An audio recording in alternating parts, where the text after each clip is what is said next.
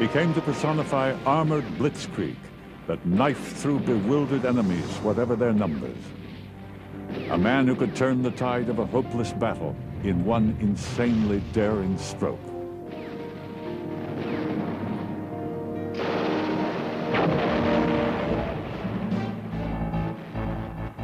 Of course, I was proud of him. I still respect him very much. Rommel is probably best understood as a character from another century. Rommel was a very honorable and principled man. He would never obey an unsoldierly order, even though it came from Hitler. He's got the genius ability like a chess master has.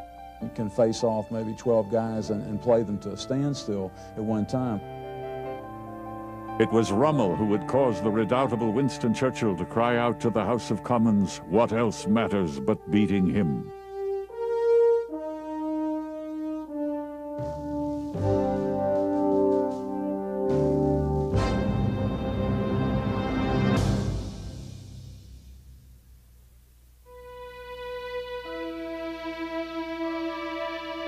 On November 15, 1891, Erwin Johannes Eugen Rommel was born in Württemberg, Germany, the son of the dour, frugal schoolmaster Erwin Rommel and his wife, the former Helene von Lutz, both devout Protestants. Young Erwin would grow up with an older sister and two younger brothers in a family that had no military tradition. His father was attentive, if not warm.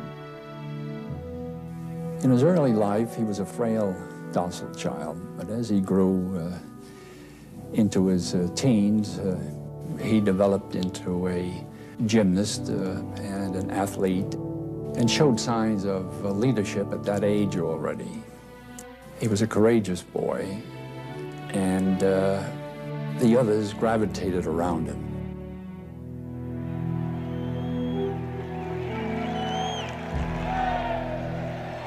The Germany of the early 20th century was still glorying in its humiliation of the French in the Franco-Prussian War of 1870. A prestigious officer corps heavy with Prussian nobility dominated a powerful army fed by conscription.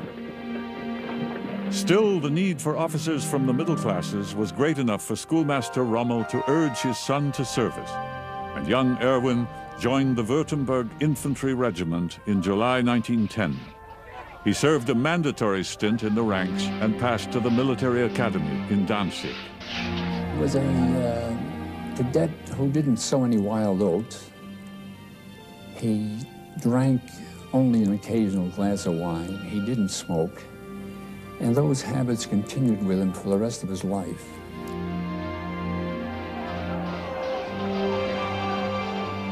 While he was a cadet at the military academy, he met Lucy Maria Merlin, daughter of a well-to-do family. She was drawn to Rommel's easygoing humor, so rare in a military man. By 1912, Rommel was a second lieutenant. With no openings in his first choices, artillery and engineers, he joined the infantry.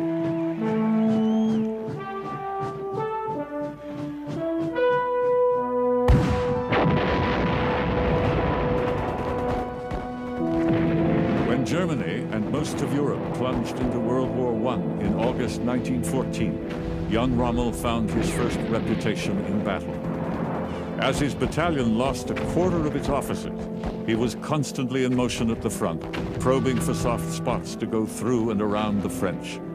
He didn't hesitate to take control of other platoon commanders' troops when he needed to keep up the attack. His courage was phenomenal. He was leading two platoons in a counterattack, and during that counterattack, he ran into a group of Frenchmen. He fired, and two Frenchmen, one behind the other, were brought down by that shot.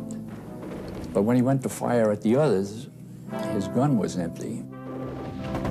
He charged them.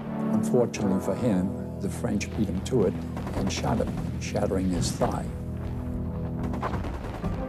He drove himself to recovery, and his legend as an unkillable fox of the battlefield began. He won his first Iron Cross and deep respect.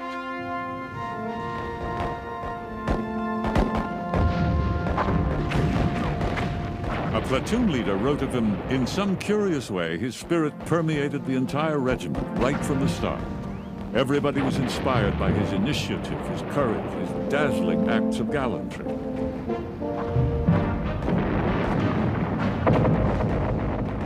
Anyone who once came under the spell of his personality turned into a real soldier. He seemed inexhaustible. He seemed to know what the enemy were like and how they would probably react. His plans were often startling, instinctive, spontaneous, and not infrequently obscure. His men idolized him and had boundless faith in him.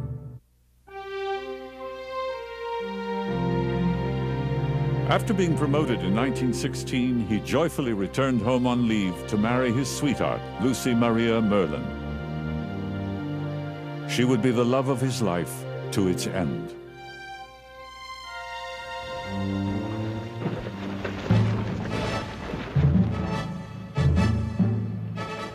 Rommel's capstone achievement in World War I came commanding a battalion on the Italian front at Mount Matajur during the Caporetto offensive of 1917. He sought the soft spots, the unguarded post, the position that where there was no continuous trench line. Although he was only a first lieutenant, his tactics so impressed higher commanders that he was given a battle group of battalion size, normally led by a major or even a lieutenant colonel. Rommel succeeded in storming Mount Matajur and decimating 5 Italian regiments, taking 9,000 prisoners. He had lost only 6 dead from his force, one dying of exhaustion trying to keep up with Lieutenant Rommel. For his feats, he won the Pour le Mérite, the Blue Max, Germany's highest award for bravery, and was promoted to captain. One of his contemporaries said that you will never understand Rommel until you understand what he did at Mount Matajur. He will always be that lieutenant on the way to that hill, making snap decisions.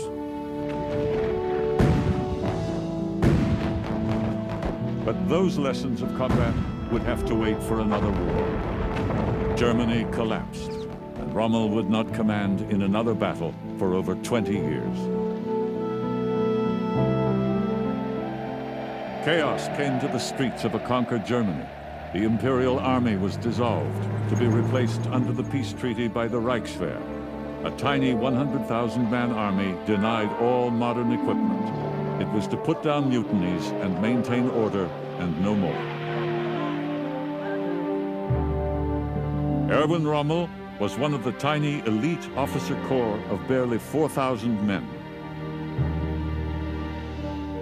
Briefly, life was tranquil for the Rommels. A much-loved son, Manfred, was born in 1928. Rommel won appointment as instructor to the infantry school in 1929 and a promotion to major in 1932 at the age of 40. By 1933, he was a lieutenant colonel. My father was a very modern father. This means he was rather tolerant and liberal for his profession and for his time. But the man who would use the rebuilding German army as the tool to shatter an entire world was soon stalking to the leadership of a bellicose Germany. And Adolf Hitler would notice a book, one written by a young officer named Rommel. He had time to write a book, the Infantry Attacks. It was a compendium of infantry tactics, and actually was so highly thought of that the Swiss Army adopted it as a text. Hitler happened to read this book and was so impressed by it that he was appointed as commandant of Hitler's headquarters. The army had been taught to be not political. This was a very good principle in the democracy, but a very bad principle in the time of Hitler, because Many soldiers said, I do my duty. Politics is not my business.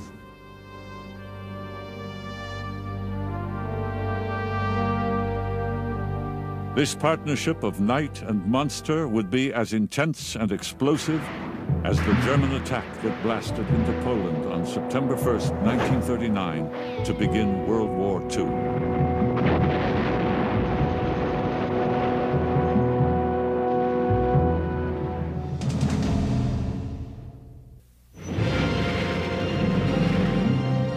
In September of 1939, Rommel was a major general watching the German Wehrmacht tear through a hapless Poland in 3 weeks.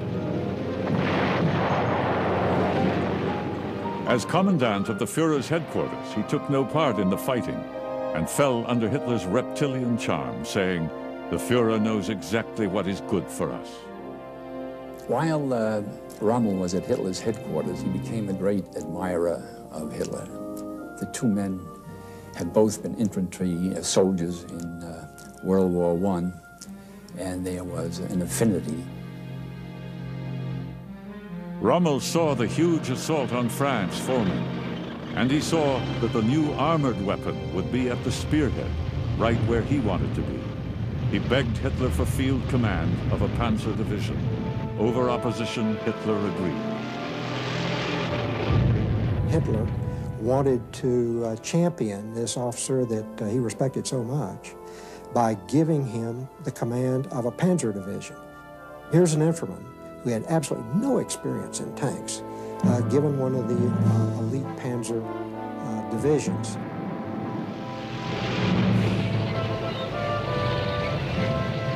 Rommel's invasion of France, his peace in the German invasion of France as the commander of the 7th Panzer Division, was almost precisely what he had done as a lieutenant in France, in Romania, and in Italy during World War I. He sought the soft spot.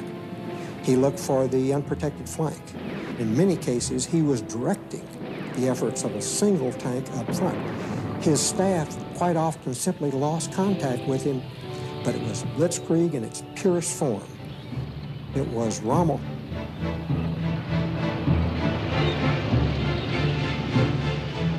Exhilarated and invincible, Rommel exulted in outracing the other panzer groups.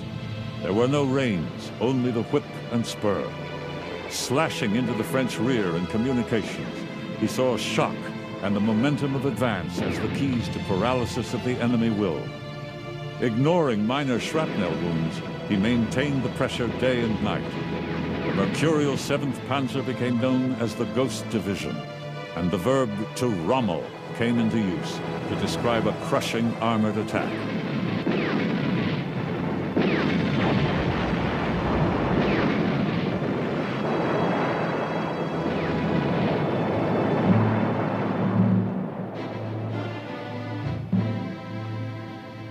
Rommel's 7th Panzer Division was among the lead, breaking for the French coast. He paid no regard to his flanks, sure of the confusion that the German onslaught had wrought among the French enemy.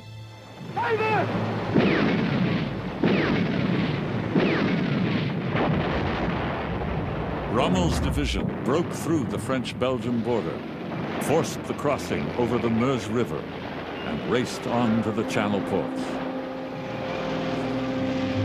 And in the process, he completely decimated 2 French divisions, took hordes of prisoners, and drove on to Cherbourg.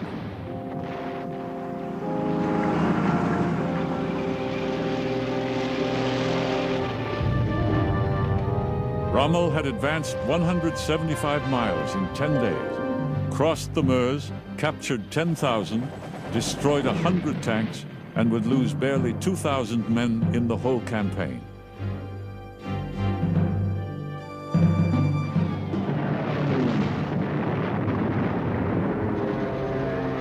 As the British were pushed into the sea at Dunkirk to end the French campaign, Rommel was awarded the Knight's Cross of the Iron Cross.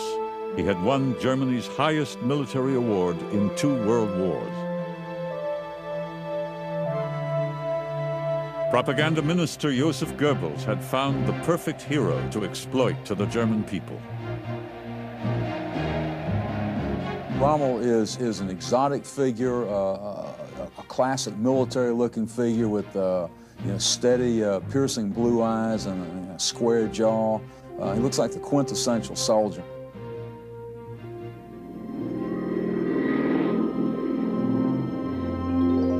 The Nazi leadership had just the showcase for the new superhero, North Africa.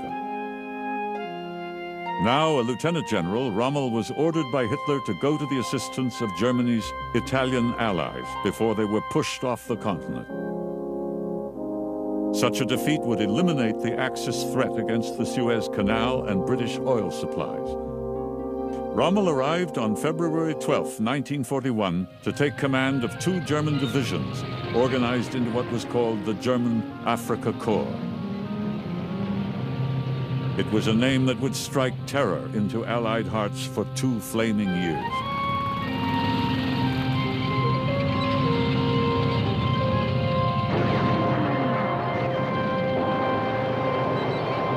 The 100,000 British troops under General Wavell had been dealing with the 250,000 Italians handily, rolling them up along the Libyan coast while capturing the important supply port of Tobruk. Rommel was ordered to stabilize the situation. His mission order from Halder and OKH and OKW, the German High Command, is essentially to just stave off Italian defeat for the moment. He's not to try to conquer North Africa or anything.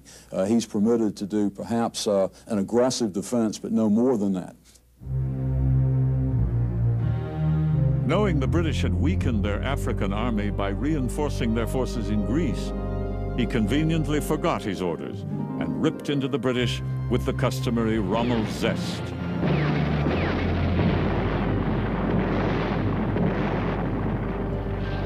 In just over 2 weeks, he had mostly thrown the British out of Libya and captured their best field general, Richard O'Connor.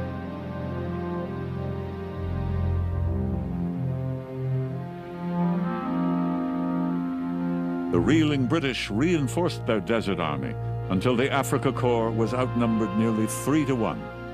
But Rommel still ran rings around his enemy as the fighting seesawed east and west across the desert. Rommel's fearsome reputation was as great a weapon as his panzers. The British again and again held back from pressing their advantage in fear of a nasty Rommel surprise. He said, "It is given to me to feel where the enemy is weak." To awed fellow officers, he was known as the schoolmaster. What Rommel managed to forge into a single cohesive weapon were his tanks, his infantry, but above all, his anti-tank weapons, his 88 millimeter anti-aircraft guns.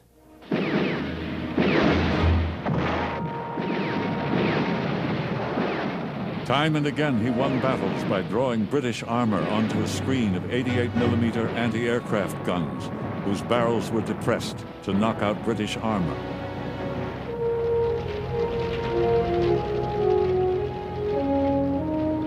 He is a soldier's soldier. He's happiest when he's in command of those kinds of forces. He is oblivious to hardship, doesn't care about eating good food or good wine or resting and so forth. He's happy when he's pushing those forces across the ground. I never forgot that the battles weren't won by the staff officer in the polished boots and with his bed and his duplicating machine. It was won by the dirty soldier who had lice and diarrhea and was sweaty and cold and homesick.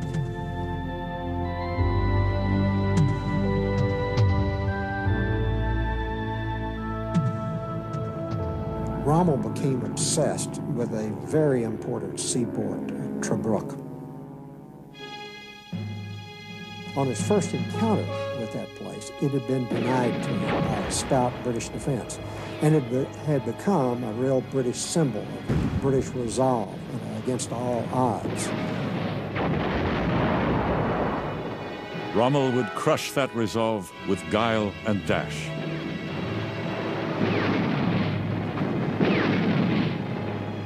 In a second bloody siege, he took Tobruk.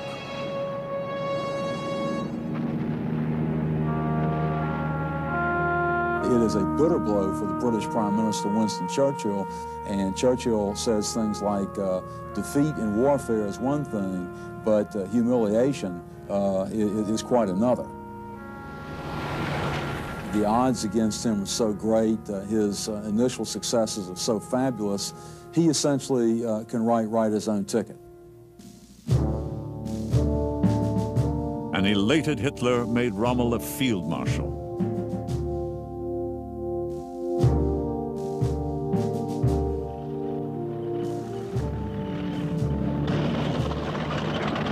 Sent to fight a holding action, Rommel now stood before El Alamein, the gateway to Cairo and Suez, on the point of driving the British out of Egypt. Rommel hardly noticed that the frustrated Churchill had sent the very antithesis of the Desert Fox to command the British Eighth Army in Africa. General Bernard Montgomery was as coldly methodical as Rommel was hotly intuitive. Montgomery began systematically to assemble an overwhelming material superiority that even Rommel could not defeat.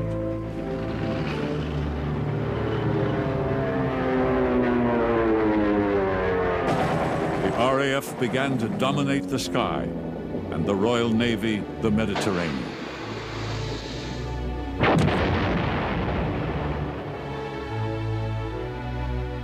The Nazi tide was ebbing, but keeping Rommel out of El Alamein would take one of the world's epic battles.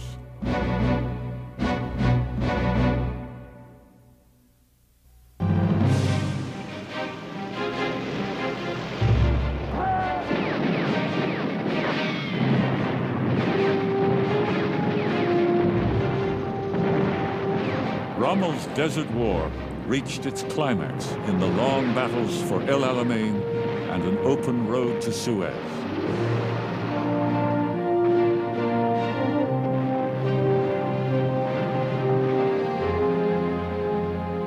Beginning in October 1942, Rommel had little chance to prevail over Montgomery.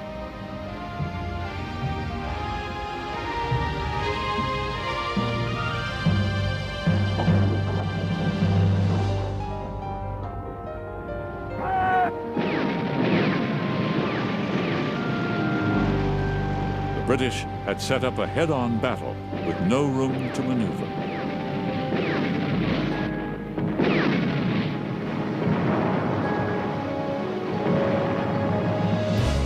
It was a fight that would trade men and tanks, one for one. And Rommel's thin forces would run dry first.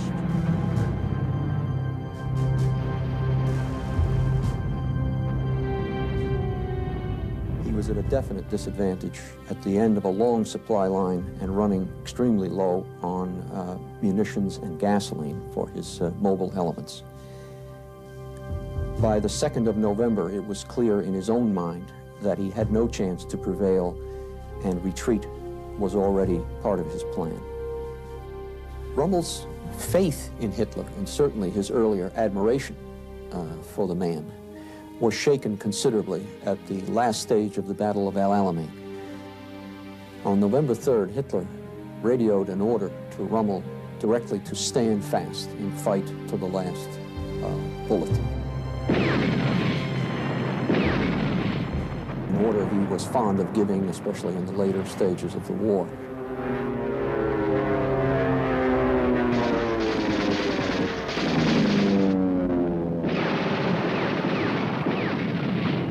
Though he considered the order suicidal, Rommel held for 5 furious days before moving to save his army with a brilliant retreat that began on November 4th.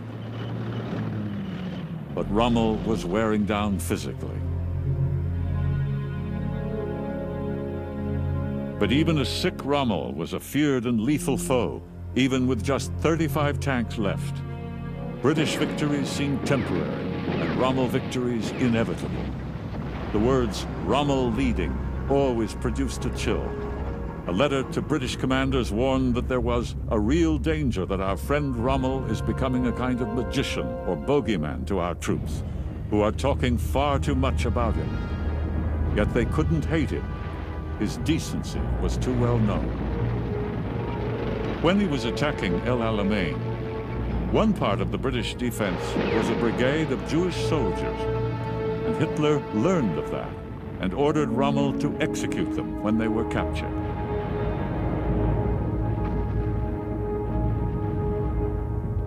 And once again, Rommel simply tore up the order.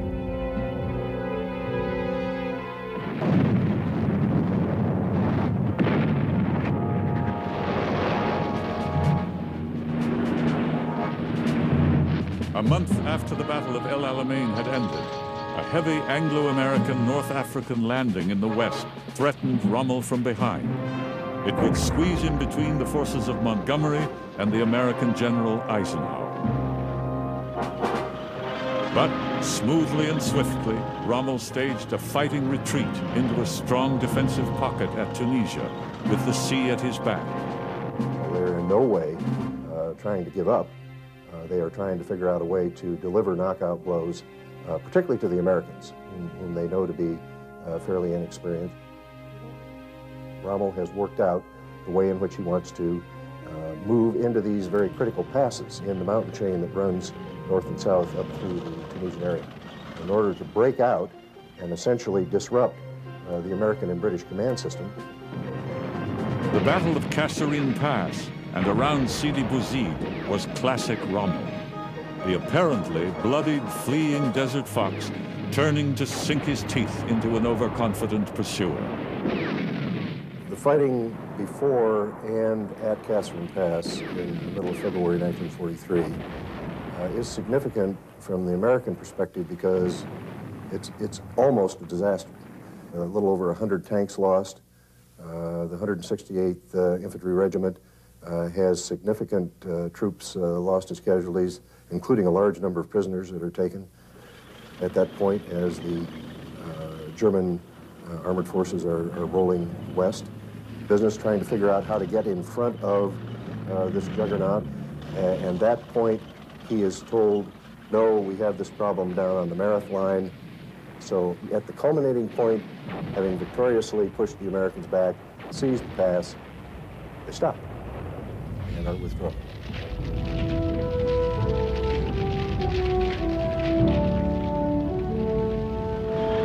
By now, the armored strength of the poorly resupplied Afrika Korps was dropping dramatically, and Rommel without tanks was not truly Rommel.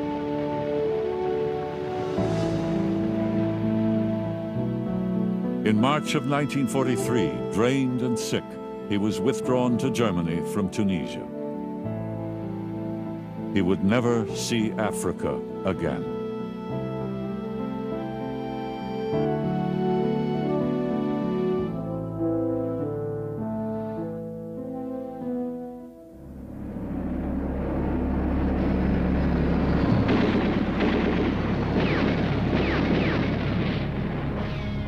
The Afrika Korps surrender in May 1943 broke his heart. His classic command had lasted just 2 years and never exceeded 5 divisions in creating its havoc. And now, back from desert isolation, Rommel would confront disturbing realities. After his return from North Africa, he became agonizingly aware of the crimes of the Hitler regime. His old friend, General von Blaskowitz, asked him, "Rommel, do you know why I'm not a field marshal?" And then grimly answered his own question, saying, "I would not countenance what the SS did in Poland and Russia." A horrified Rommel was finding out that he served not just a failing war, but a criminal enterprise.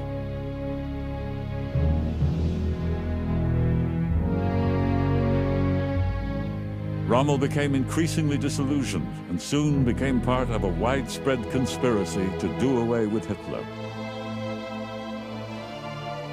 Ever correct, he felt Hitler should not be killed, but arrested and tried in the courts.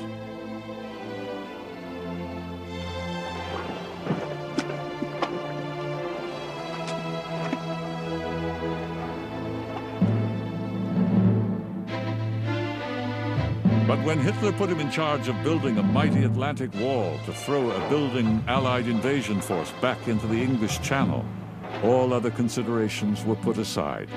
For this supreme soldier, the plans of war far overshadowed those of political intrigue. Yet it was the political plans that would prove fatal to Erwin Rommel.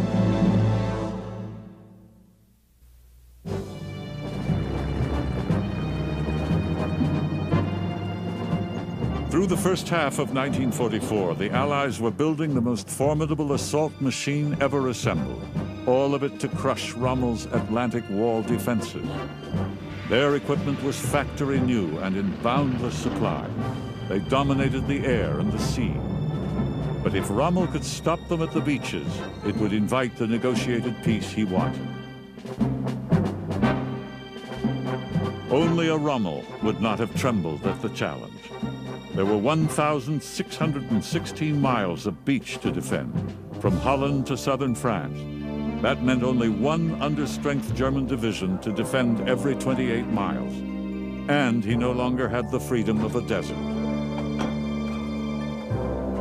Rommel, the master of mobile warfare in North Africa, found himself compelled to fight a static, defensive war to protect the Normandy coastline.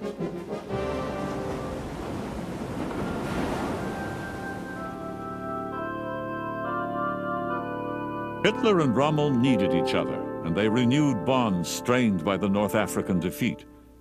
Of Hitler's ability to weave an optimistic spell, Rommel said wryly to a friend, "I am here for a sunray cure. I am soaking up sun and faith." He was awarded the Swords and Diamonds of the Knight's Cross and knew he had won back Hitler's support.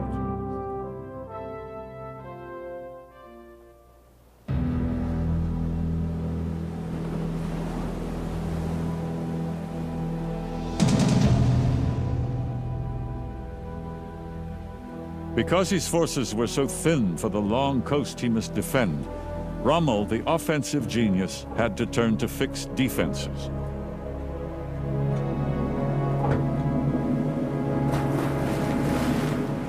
Millions of mines, thousands of miles of barbed wire, and glider-smashing stakes known as Rommel asparagus went into place.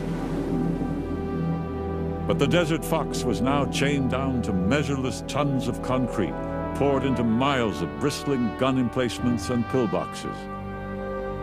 These were the kinds of positions he had always thought of as coffins for soldiers.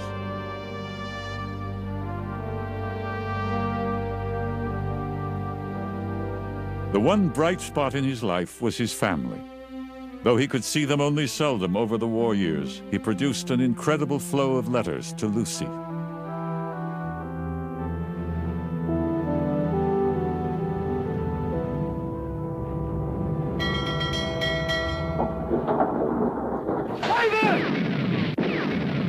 Rommel was at home visiting Lucy on her birthday, June 6th, when he heard that the Allied avalanche had fallen upon Normandy.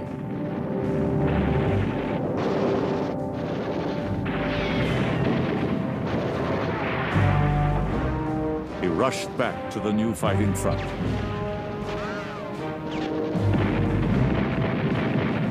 Now Rommel found he had run out of time.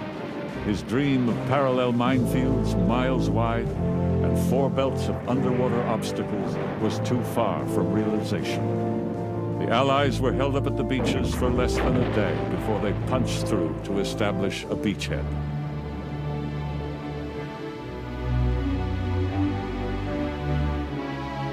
Rommel raged in frustration.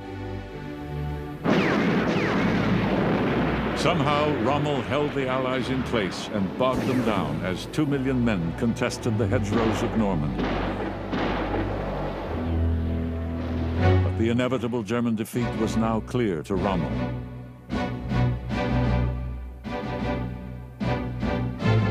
The brave and charismatic Colonel Graf Schenk von Stauffenberg and General Hans Speidel were the highly placed leaders of a long-running complex plot to remove Hitler. Several attempts to kill the Führer had failed. There was some disagreement as to what Rommel's function would be, whether he would be taking over the army or whether he would be president of the new Germany. He didn't think to make any political career. He only acted out of the responsibility he felt as a general. Field Marshal von Kluge replaced von Rundstedt over Rommel, who now talked recklessly of opening the Western Front to the Allies when they achieved the inevitable breakthrough and ended the last hope. He would present Hitler with a fait accompli. He thought it critical for the Allies to reach Berlin before the Russians. Making one more effort at reason, Rommel met with Hitler at Berchtesgaden to make one more attempt to have him end hostilities. Hitler coldly insisted that Rommel leave the room. This was at the end of June 1944, and Rommel never came into Hitler's presence again. After Rommel's meeting with Hitler, he and his chief of staff returned and composed a message, basically an ultimatum. This ultimatum told Hitler that it was time to bring the war to a close, that Germany could in no way win it anymore. He sent the message via von Kluge's headquarters, and von Kluge endorsed it with, "I agree with Rommel." Rommel would not get his answer. At about 4 o'clock in the afternoon of the 17th of July, he was proceeding back to the chateau near a town called Livarot when British aircraft caught him on the road. He yelled to his driver to speed up and take a turnoff that was coming up. But the aircraft in low attack caught the staff car on the open road. A critically injured Rommel would survive, but it would be no mercy.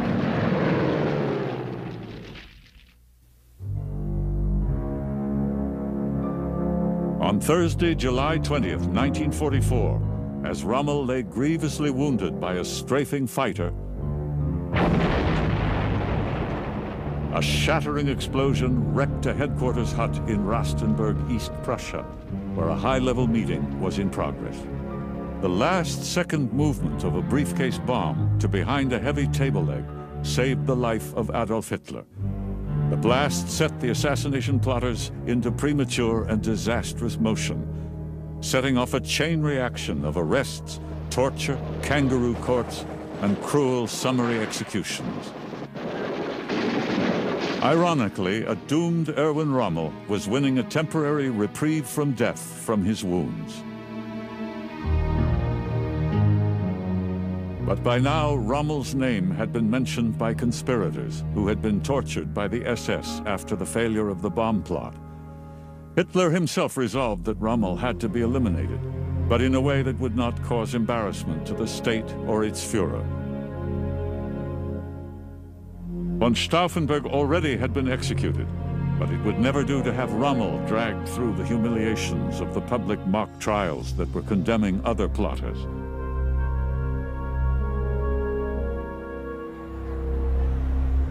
Rommel had for long been the most popular figure in Germany after Hitler himself. Hitler dared not accuse his most heroic general of involvement in treason for fear of crushing national morale.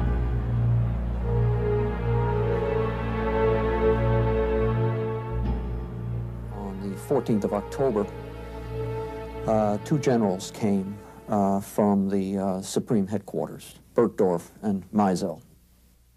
They went into Rommel's house and met with him quietly in his study. They explained that he had to make one of 2 terrible choices. My father talked to me before he went away. The two generals, army generals, told him that there was enough evidence that he had been the part of the upheaval against Hitler. But Hitler, remembering his merits in North Africa, will give him a chance. The chance is to take poison. The alternative was having his family sent to a concentration camp after Rommel's public court-martial and disgrace. They also promised that his staff officers would escape, and then he decided to go with them and said, I have no choice and I will do the reasonable thing, not the dramatic thing. Rommel climbed into a staff car with the two officers, and later that afternoon was reported dead of a stroke.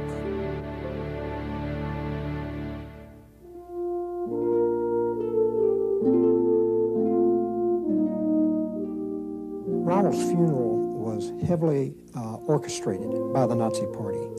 It was budgeted. It was a magnificent funeral. Rommel's casket was draped with his medals, including the Knight's Cross. A jeweled sword was there. His marshal's baton was also on top of the casket. The body was being watched over by officers with drawn swords. One of the songs that was sung by the congregation was, I once had a comrade, a lament, a ballad to honor a fallen German soldier.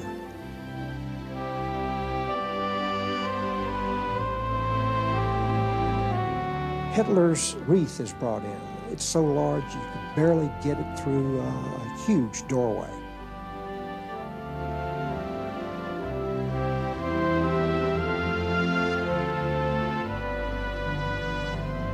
The funeral oration, done by the oldest German Field Marshal von Rundstedt, had the central theme of unity of Germany against the Allies. And in that oration, von Rundstedt said that Rommel's heart was with the Fuhrer. He said that National Socialism was a cause that Rommel was heavily devoted to. It is a horrible irony that Erwin Rommel was given the magnificent hero's funeral that he deserved by the very people who had murdered him. His magnificent career was splendidly commemorated by those who had so misused it. The huge crowds that lined the streets differed from these high officials in one important way. Their grief was genuine.